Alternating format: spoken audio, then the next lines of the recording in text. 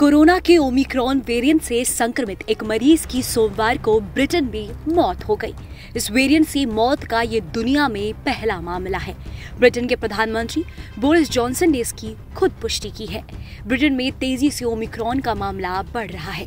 Britain में करीब 1500 लोग ओमिक्रॉन वेरिएंट से संक्रमित हो चुके हैं। ओमिक्रॉन दुनिया के कई देशों तक पहुंच चुका है।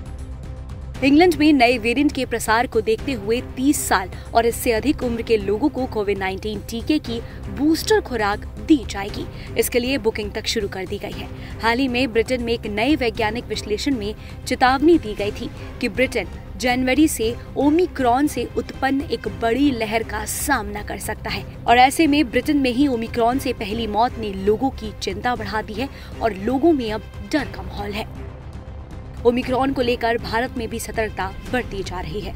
ओमिक्रॉन अब भारत में भी धीरे धीरे पैर पसार रहा है। देश में इस संक्रमण की संख्या अब बढ़कर 42 हो गई है।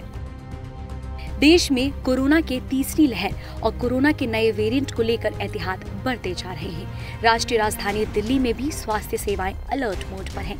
इस बीच दिल्ली के सीएम अरविंद केजरीवाल ने कहा है कि हम ओमिक्रॉन के खतरे से निपटने के लिए तैयार हैं। अब जरूरत पड़ी तो हम आवश्यक प्रतिबंध लगाएंगे। फिलहाल किसी तरह की पाबंदी लगाने की कोई जरूरत नहीं है। स्कूलों को फिर से खोलने पर फैसला स्कूलों की सर्दी की छुट्टी खत्म होने के बाद ही लिया जाएगा। बता दें कि दिल्ली में ओमिक्रॉन से संक्रमित मरीजों की संख्या अब 2 है। अगर देश के राज्यों में ओमिक्रॉन के आंकड़ों की बात करें तो महाराष्ट्र में इस वेरिएंट के सबसे ज्यादा मामले हैं। महाराष्ट्र में नए वेरिएंट से 18 मरीज संक्रमित हैं, जबकि महाराष्ट्र के बाद राजस्थान का नंबर आता है। राजस्थान में ओमिक्रॉन के कुल 13 मरीज पॉजिटिव हैं। राजस्थान में कोविड-19 के ओमिक्रॉन वेरिएंट के 4 ताजा मामलों का पता चला है। स्वास्थ्य मंत्रालय ने भी इस बात पर चिंता व्यक्त की है कि लोग कोविड प्रोटोकॉल फॉलो करने में अब ढील बरत रहे हैं। ऐसे में नए वेरिएंट के डर के बीच ये लापरवाही लोगों पर काफी भारी पड़ सकती है। इसीलिए सरकार बार बार मास्क लगाने पर अब जोर दे रही है और घरों में रहने की भी बात की जा रही है। आपको बता दें कि ओमिक्रॉन को लेकर विश्व स्वास्थ्य संगठन यानी कि WHO ने जानकारी दी है कि ओमिक्रॉन कोरोना वायरस के डेल्टा वेरिएंट की तुलना में ज्यादा संक्रामक है। यह वैक्सीन के असर को भी कम करता है।